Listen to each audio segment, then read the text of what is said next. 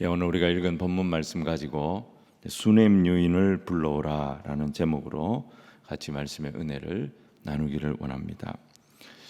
오늘은 지난주에 이어서 열왕기하 4장에 등장하는 또 하나의 기적사건을 한번 살펴보려고 합니다. 지난주 말씀드린 대로 4장부터 6장 23절까지의 내용은 연속으로 7편의 기적사건들이 계속해서 등장하는 것을 보게 됩니다. 이 기적사건들을 계속 보여주시는 그 하나님의 의도가 무엇일까? 여러분, 이 당시에 이스라엘의 신앙은 하나님에 대해서 알고는 있었지만은 그 하나님이 지금도 살아 역사하시는 하나님이시다, 이것을 믿는 사람들이 점점 없어지고 있는 그런 시대였습니다. 대부분의 사람들이 이 다실론 문화에 빠져서 풍요의 신이라고 하는 그 바알을 섬기는 이 우상을 숭배하는 그런 분위기였습니다. 그런데 그런 시대에 엘리야라고 하는 한 선지자에게 말씀하시는 하나님이 나타나십니다. 엘리야는 하나님께 받은 말씀을 그대로 증거를 했고 그 말씀대로 역사가 이루어지는 것을 보게 됩니다.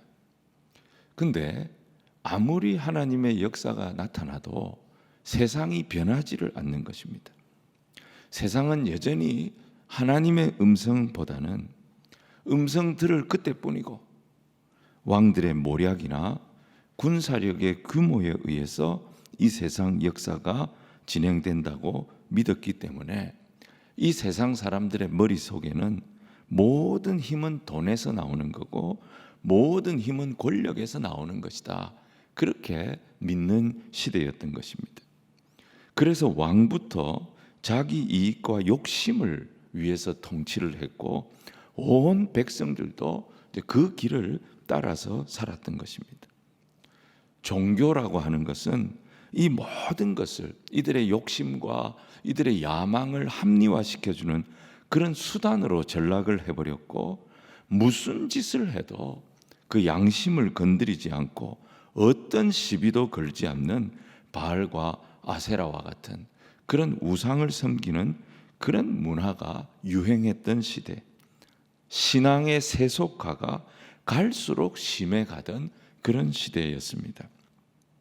하지만 엘리야 선지자를 통해서 하나님의 말씀을 받은 성도들은 비록 소수였지만 왕들과 유력한 자들이 세상 역사를 다 주관하는 것처럼 보여도 이 모든 것도 결국은 하나님의 말씀이 성취되는 과정이라는 것을 그들은 경험하면서 깨닫게 된 것입니다.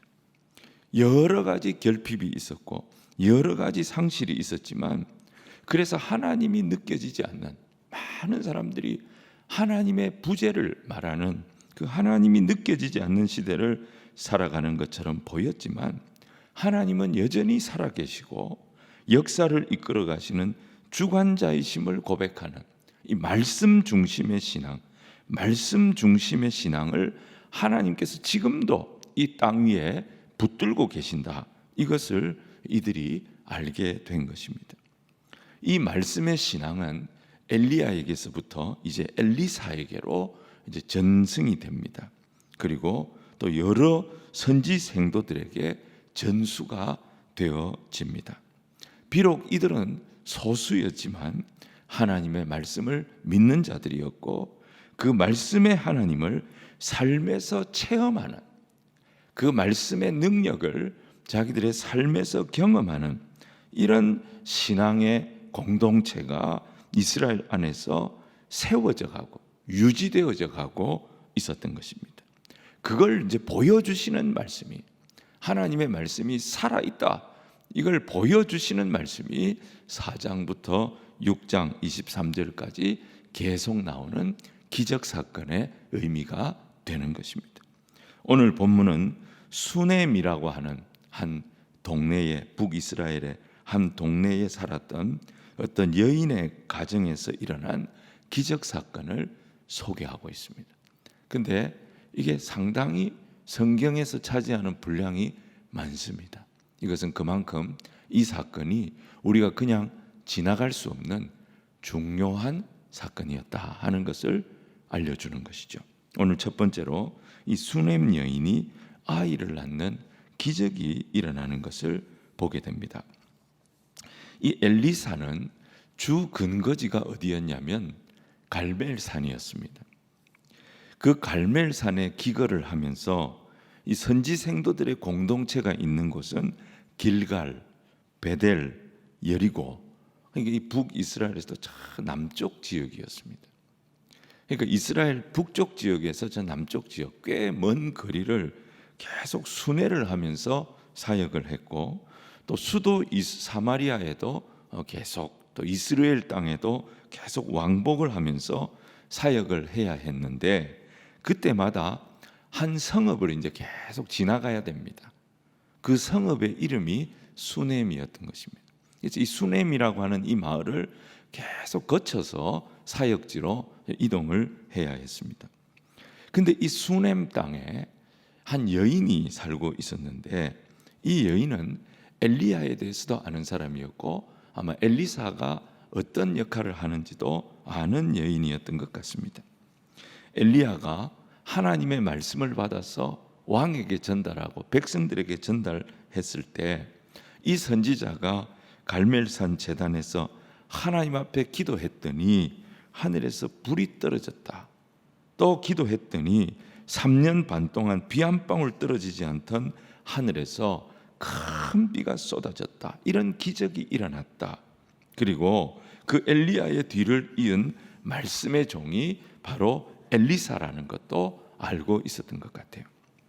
그래서 동분서주 쫓아다니면서 말씀 운동을 하는 이 엘리사가 자기 집 앞으로 이렇게 지나가는 것을 보고는 간절히 권하는 마음으로 자기 집에 모셔서 정성껏 대접을 하고 싶었고, 또 그 대접을 했던 것입니다.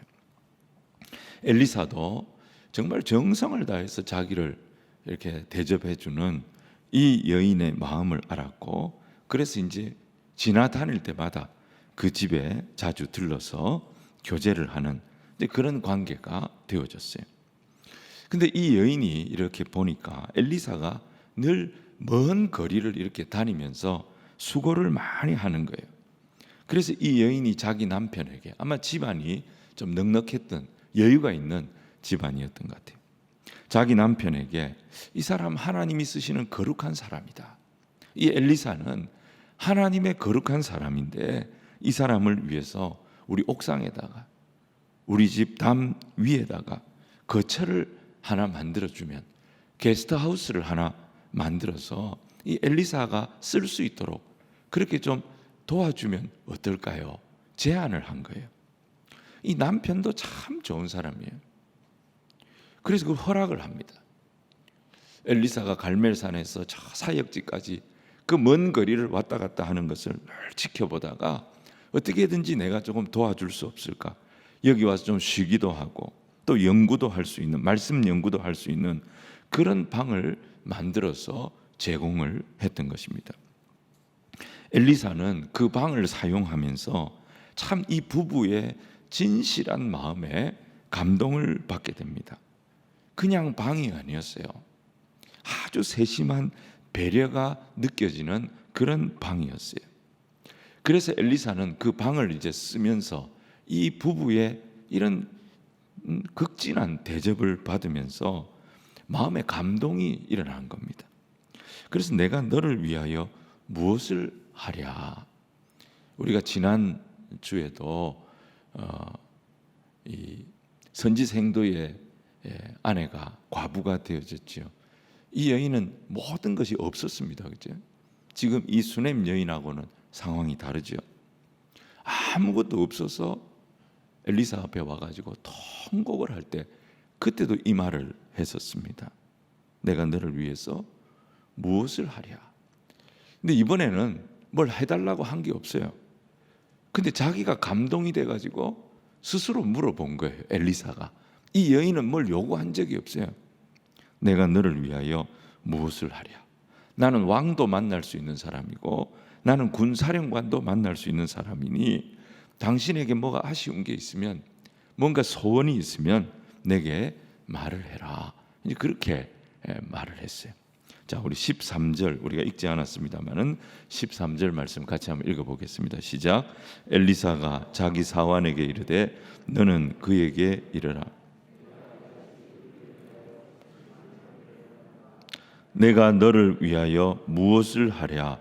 왕에게나 사령관에게 무슨 구할 것이 있느냐 하니 여인이 이르되 나는 내 백성 중에 거주하나이다 하니라. 이 여인이 말이죠, 엘리사가 너무 고마워서 한 얘기예요. 너무 고마워서 내가 너를 위해서 뭘 좀 해주고 싶다고 얘기를 한 거예요. 근데 이 여인이 엘리사를 이렇게 대접을 한 것은 어떤 목적이 있어서 한 것이 아닙니다. 어떤 개인적인 욕심이 있어서 한 것이 아니었습니다. 하나님의 말씀 사역을 감당하는 엘리사를 보면서 자기가 좋아서 한 거예요. 자기가 그냥 순수한 마음으로 엘리사를 돕고 싶다. 이 말씀의 종을 내가 좀 돕고 싶다. 그 마음으로 한 거예요. 그러니까 엘리사가 뭐 필요한 거 있는지 얘기하라고. 자기는 유력한 이스라엘의 사람들을 다 만날 수 있으니까 도움이 필요한 거 있으면 내가 도와주고 싶다고. 근데 이 여인이 뭐라고요? 나는 요청할 게 없다는 거예요. 나는 원하는 게 없다는 거예요. 여러분, 그런 면에서 이 여인이 참 귀한 여인입니다. 이런 사람이 밥 먹자 그러면 10번이라도 먹을 수 있죠. 밥 먹자 그러면 왜 밥 먹자 그러나 이런 염려가 되는 그런 사람이 아니었다 이 말이에요. 그래도 엘리사가 뭔가 보답을 하고 싶으니까 이제 게하시가, 그 비서 역할을 하던 게하시가 이제 눈치를 챈 겁니다. 그리고 조언을 합니다. 뭐라고 조언을 합니까? 이 부부가요, 아들이 없습니다. 이 부부가 아들이 없는데 이 남편이 늙었습니다. 남편이 늙었으니 이 여인도 나이가 만만치 않게 들었을 겁니다. 그래서 이 부부는 후사를 볼 수 있는 가능성이 없습니다. 근데 이 집에 자식이 없는 게 유일하게 안타까운 겁니다. 이 말을 듣는데, 엘리사가 게하시로부터 이 말을 듣는데 하나님의 영감이 그의 마음속에 흐르기 시작합니다. 그래서 이 여인을 다시 불러가지고 이런 말을 합니다. 16절 우리 같이 한번 읽어보겠습니다. 시작. 엘리사가 이르되 한 해가 지나 이때쯤에 네가 아들을 안으리라 하니 여인이 이르되 아니로소이다. 내 주 하나님의 사람이여 당신의 계집종을 속이지 마옵소서 하니라. 이 여인이 이 하나님의 선지자가 하는 말을 믿지를 않았습니다. 믿지를 못합니다. 자기가 아이를 낳는다, 자기 부부가 자식을 갖는다, 이거는 말이 안 된다는 거예요. 속이지 마라 그럽니다. 이 속이지 마라는 말은 다른 말로 하면 놀리지 마라는 거예요. 이런 희롱의 말이다. 이거는 이런 말은 하지 마십시오. 그렇게 이제 정색을 하고 얘기를 한 거예요. 근데 1년 뒤에 여러분, 이 하나님의 사람을 통해서 하나님께서 감동하여 주셨던 이 말씀이 자기 가정에 이루어진 겁니다. 하나님께서 말씀으로 인간의 삶에 개입하시고 하나님께서 말씀으로 인간의 역사를 바꾸신다. 이 전능하신 하나님의 능력에 대해서 이 여인은 듣기는 들었습니다. 그리고 이 여인이 이것에 대해서 마음에 믿음이 없었던 사람이 아니었습니다. 하지만 자기 인생 속에 아무리 계산을 해도 불가능한 그런 일이 하나님이 말씀하셨다고, 하나님의 능력으로 그것이 이루어진다, 그 경험을 자기가 하게 될 것이라고는 이 여인이 상상도 못했던 것입니다. 근데 이게 이루어진 것입니다. 여러분, 그 당시의 신앙이라고 하는 것은 이 우상의 신앙이죠. 이것은 신앙이 아니고 철저하게 거래였습니다. 제물을 바치고 정해진 제사 의식에 따라서 우상 신전에서 요구하는 대로 해주면, 예배를 드려주면, 제물을 챙겨주면 일종의 면죄부를 받는 거예요. 내가 아무리 죄를 지어도 나를 전혀 종교가 불편하게 해주지 않는, 그래서 철저하게 자기 만족을 위해서, 자기 즐거움을 위해서 예배하는 거예요. 자기 만족의 수단으로 종교가 전락해버린 그런 시대였습니다. 그런 시대 속에 엘리야가 무슨 얘기했느냐? 그런 시대 속에 엘리사가 무슨 얘기했느냐? 그렇지 않다. 우리가 믿는 하나님은 그런 천박한 신이 아니다. 우리 하나님은 찾아오시는 하나님이시다. 한 사람 한 사람의 인생을 인격적으로 찾아오셔서 말씀하시는 하나님, 그 말씀에 대하여 믿음으로 반응하는 자에게 지금 이 시대에도 얼마든지 역사하시는 전능하신 하나님이 우리가 믿는 하나님이다. 이 설교를 엘리야도 했고 엘리사도 했다 이 말이에요. 그랬기 때문에 이 수넴 여인의 집에 아이가 태어났다.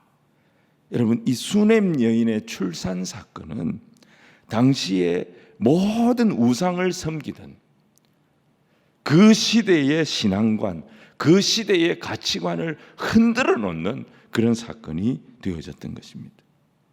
하나님은 말씀으로 찾아오시고 하나님은 말씀으로 자기 백성과 교제하시며 그 말씀의 능력을 믿는 자에게 하나님은 전능하신 하나님의 능력을 얼마든지 부어주시는 하나님이시고 그 하나님이 오늘 이 시간에도 우리와 함께 계신다. 이 선포가 이 여인의 가정에서 현실로 이루어진 것입니다. 오늘 저와 여러분의 믿음 가운데 이러한 확신이 분명하게 자리하는 그런 은혜의 백성들이 저와 여러분이 되기를 주님 이름으로 축원을 드립니다. 이 수넴 여인의 가정에 일어난 기적 사건은 하나님께서 말씀하신 그 말씀이 그대로 이루어진 기적 사건이었어요. 이제 누가 하나님에 대해서 함부로 얘기할 수 있겠습니까? 하나님의 말씀이 그대로 이루어지는 것을, 도저히 불가능한 상황에서 하나님의 말씀이 기적처럼 그대로 이루어지는 것을 모두가 봤어요. 누가 하나님에 대해서 함부로 얘기할 수 있겠습니까? 여기까지는 너무 좋았는데 이 축복으로, 하나님의 말씀의 축복으로 태어난 이 아이가 갑자기 죽어버린 거예요. 자, 오늘 두 번째는 이 말씀의 능력으로 태어난 아이의 죽음입니다. 여러분, 이 아이가 잘 자랐습니다. 근데 하루는 추수꾼들과 같이 아버지가 들에 이제 일을 하러 갔는데 이 아이가 따라갔던 모양이에요. 근데 이 아이가 갑자기 머리가 아프다는 거예요. 아이고 머리야, 아이고 머리야. 아이가 자꾸 머리가 아프다는 거예요. 이렇게 말을 할 정도니까 얘가 이제 꽤 자란 거죠. 그래서 이 아버지가 여기 있어가지고는 안 되겠다 싶어서 이제 엄마한테 돌려보낸 거예요. 근데 이 아이가 집에서 엄마 무릎에 이렇게 누워 있다가 그냥 죽어버린 거예요. 너무 어이없는 일이 벌어진 겁니다. 근데 더 이해가 안 되는 게 뭐냐면 아이가 죽고 난 뒤에 이 수넴 여인의 행동이 더 이해가 안 되는 거예요.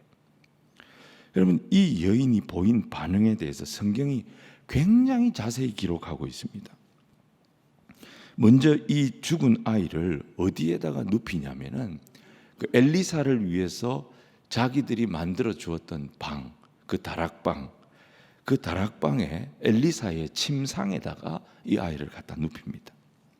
그리고 남편에게도 이 아이가 죽었다는 사실을 알려주지 않습니다. 그냥 남편에게 무슨 얘기야? 내가 갈멜산에 엘리사에게 다녀와야 되겠다. 그러니 나에게 나귀와 종을 좀 붙여달라고 요청을 합니다. 남편이 이상하죠. 오늘이 초하루도 아니고 안식일도 아니고 갈멜산에 가야 할 이유가 없는 날인데 왜 이날 갈멜산을 가려고 하느냐, 그렇게 물어보는데 이 여인이 설명을 안 합니다. 그냥 빨리 나귀와 종을 달라고만 합니다. 그리고는 그 나귀를 타고 곧장 엘리사에게 달려갑니다. 여러분, 수넴에서 갈멜까지는요 거리가 한 40km 정도 됩니다. 그러니까 우리 교회에서 말하면 저 경주 보문단지 정도, 그 정도 거리가 되는 거예요. 먼 거리는 아니지만 그렇다고 가까운 거리도 아닌 거예요. 엘리사는 이 갈멜에서 이 여인이 오는 것을 이제 산이니까 보게 됩니다. 근데 뭔가 좀 이상해요. 자기를 찾아오는 날이 아닌데, 갈멜에 오는 날이 아닌데 이 여인이 오는 것도 이상하고 뭔가 평소 같지가 않은 거예요.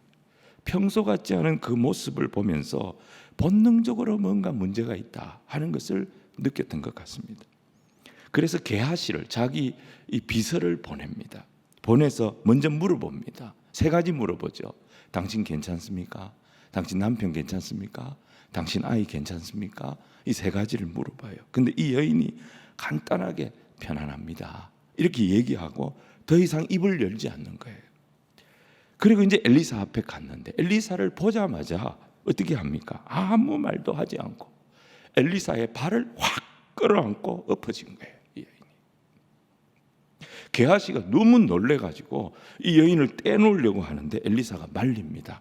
여러분 27절, 우리 27절 말씀을 같이 한번 읽어보겠습니다. 시작. 산에 이르러 하나님의 사람에게 나아가서 그 발을 아는지라. 게하시가 가까이 와서 그를 물리치고자 하매 하나님의 사람이 이르되 가만둬라. 그의 영혼이 괴로워하지만은 여호와께서 내게 숨기시고 이르지 아니하셨도다 하니라. 이 여인의 심령이 지금 괴롭다는 거예요. 이걸 엘리사가 느끼는 거죠. 근데 엘리사가 답답한 게 뭐냐? 왜 이 여인이 이렇게 괴로워하는지. 하나님이 나에게 말씀을 안 주신다. 이 여인의 고통에 대하여 하나님이 나한테 말씀을 안 주신다. 그래서 나도 답답할 뿐이다. 여러분, 이 여인의 심령이 괴로운 이유가 뭐겠습니까? 물론 아들을 잃은 슬픔이 제일 큰 고통이겠죠. 근데 단지 그 이유가 이 여인을 고통스럽게 하는 거라면 이 여인이 이렇게까지 행동을 안 했을 겁니다. 애가 죽고 나서 어떻게 했겠어요? 엄마야, 엄마야, 여보. 여러분, 이게 웃을 일입니까? 난리가 나지 않겠습니까? 이 아이가 어떻게 얻은 아이인데요? 집안에 소동이 일어나지 않겠습니까? 그런데 이 아이의 아버지에게도 알리지 않았어요. 아무에게도 알리지 않았어요. 그냥 낙이 타고 갈멜에 달려왔습니다. 아이를 잃은 상실감이 물론 이 여인의 고통에 당연한 이유가 됐죠.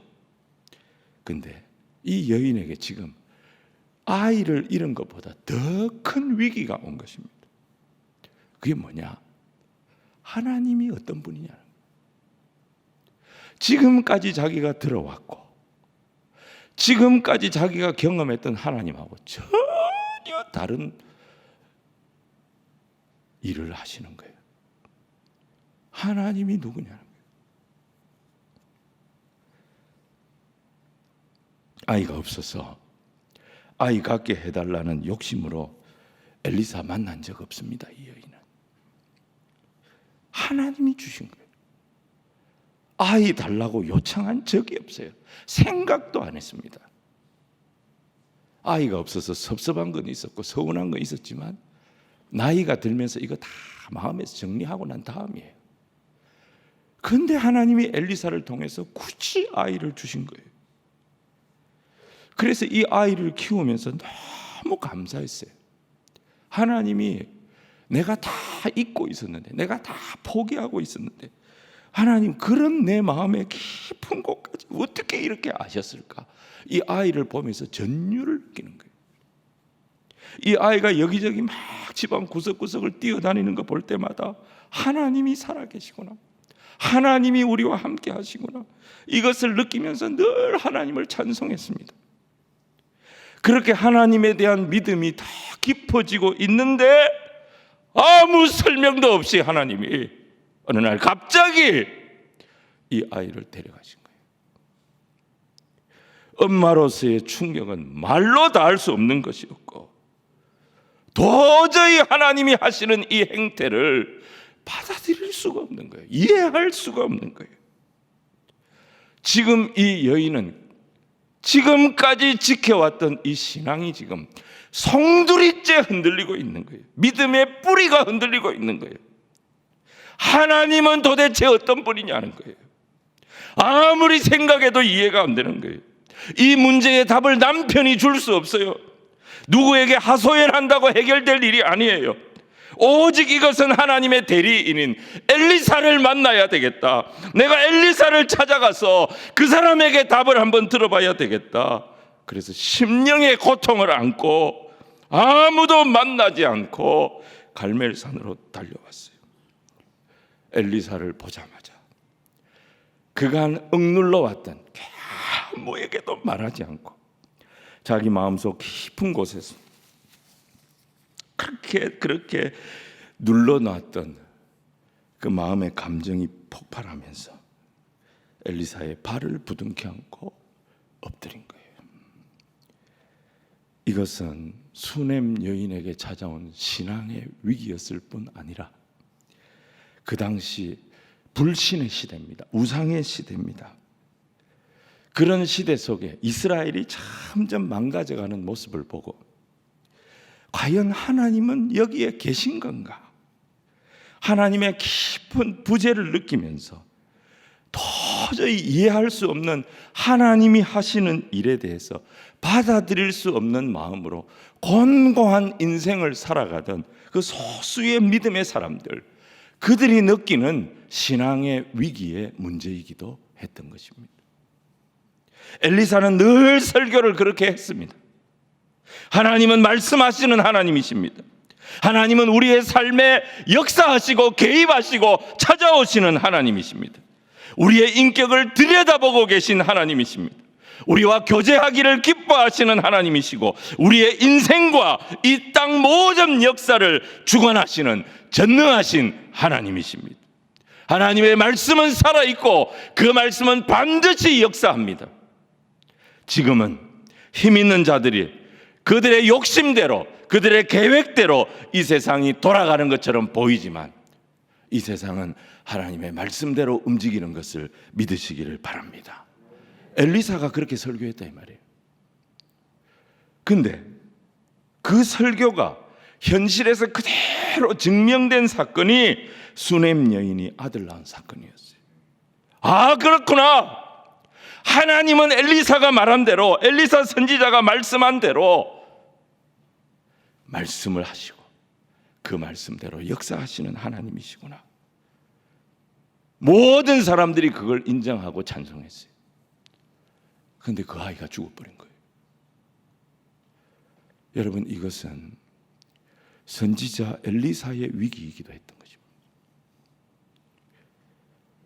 이 여인에게 찾아온 위기, 그 시대에 하나님의 뜻을 알지 못해 믿음이 흔들리고 있었던 모든 성도들의 위기, 이들에게 지금 엘리사는 이 상황에 대해서, 이 사태에 대해서 답을 줘야 합니다.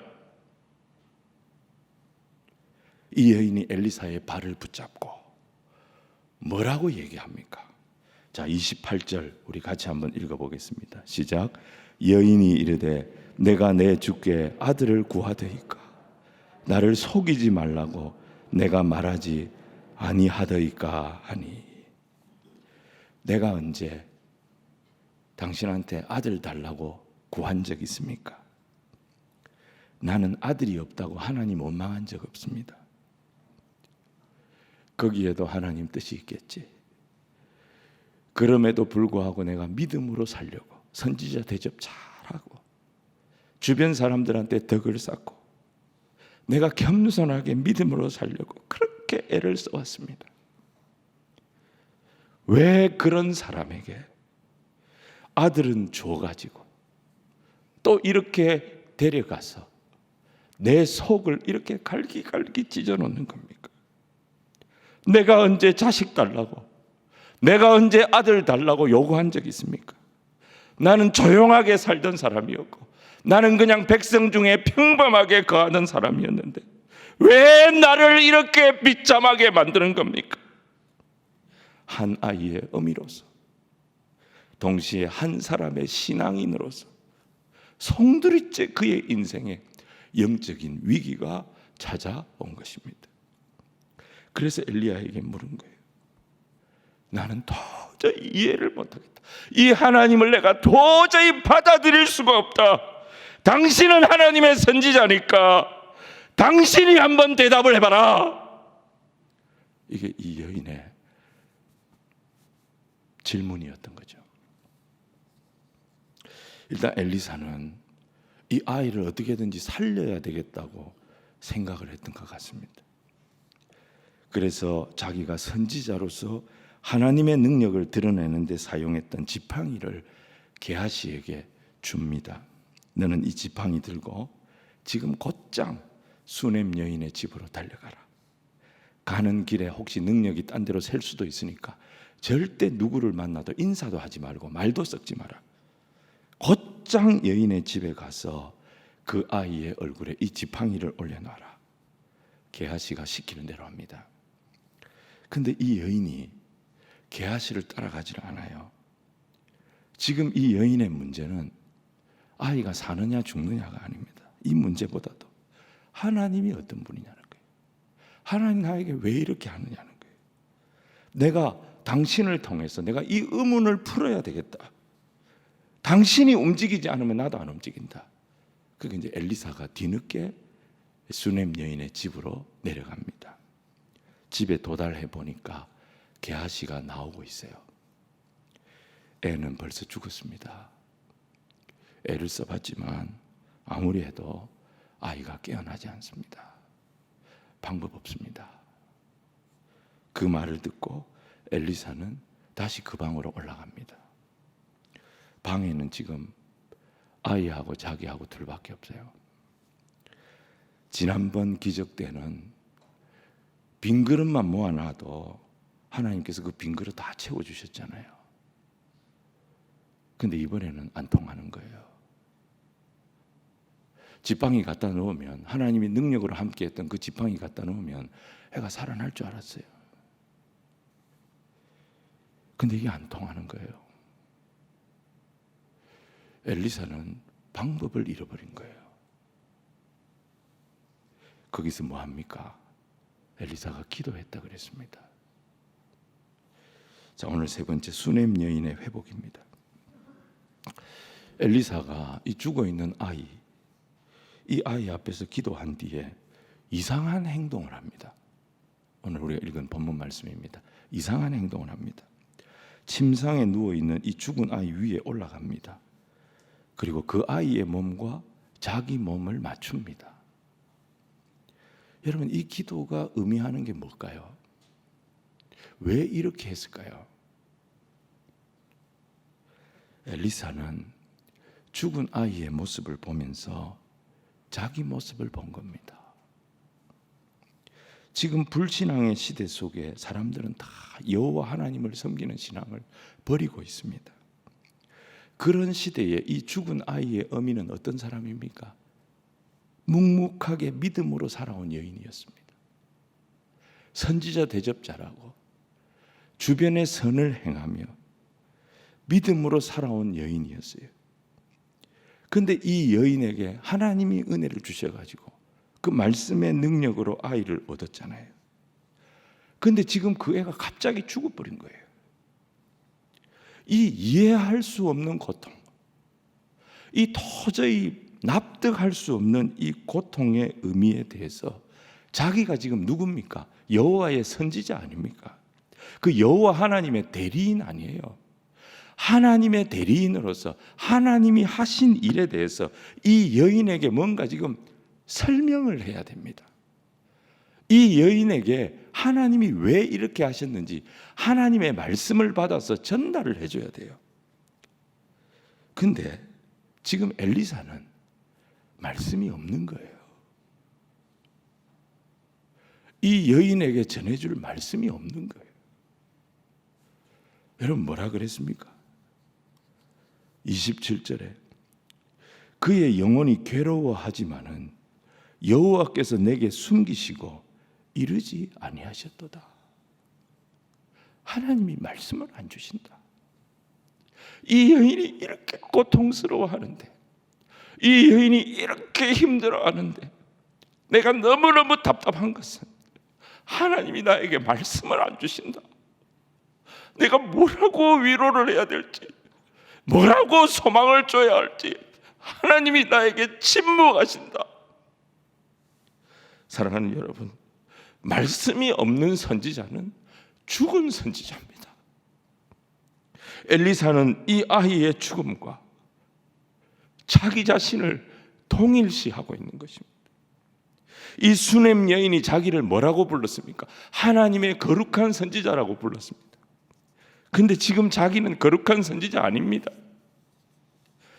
이 여인이 자기 영혼이 이렇게 괴로워서 선지자인 자기를 찾아왔는데 아무도 만나지 않고 자기에게 쫓아왔는데 여호와께서 내게 숨기시고 이르지 아니하시니 그는 이 여인 앞에, 세상 앞에 아무것도 할 수 없는 그저 무능한 선지자일 뿐이었던 것입니다.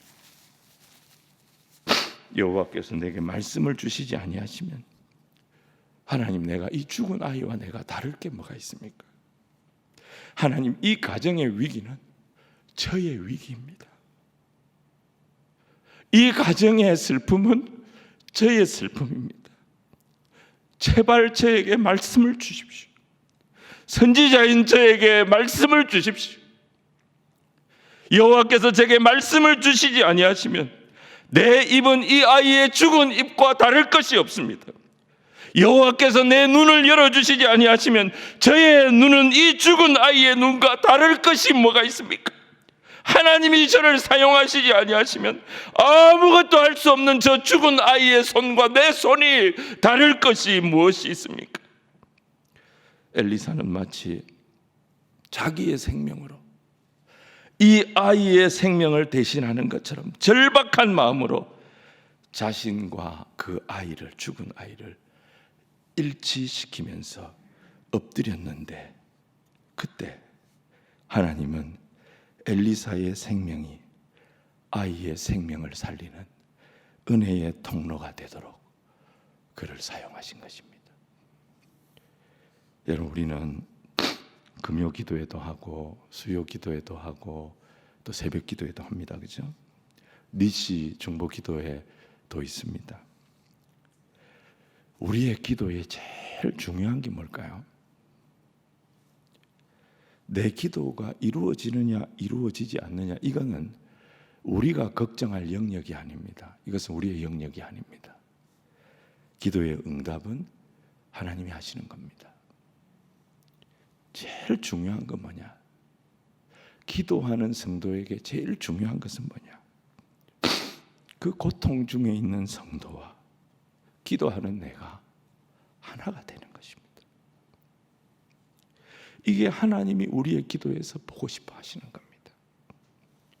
병이 낫고 병이 안 낫고 이걸 떠나서 기도하는 가운데 그 고통당하는 자의 아픔이 나의 아픔이 되고 그의 슬픔이 나의 슬픔이 돼서 하나님 앞에 기도할 때에 그 죽은 아이의 어미의 심정으로 엘리사가 그 아이와 자기를 동일시하였던 그 기도가 하나님이 원하시는 기도의 모습이었다는 겁니다. 여러분, 우리는 이 엘리사의 모습을 예수님에게서 봅니다. 자, 빌립보서 5장 6절로 9절 말씀 같이 읽겠습니다. 빌립보서 5장 6절로 9절 말씀 같이 읽습니다. 시작. 너희 안에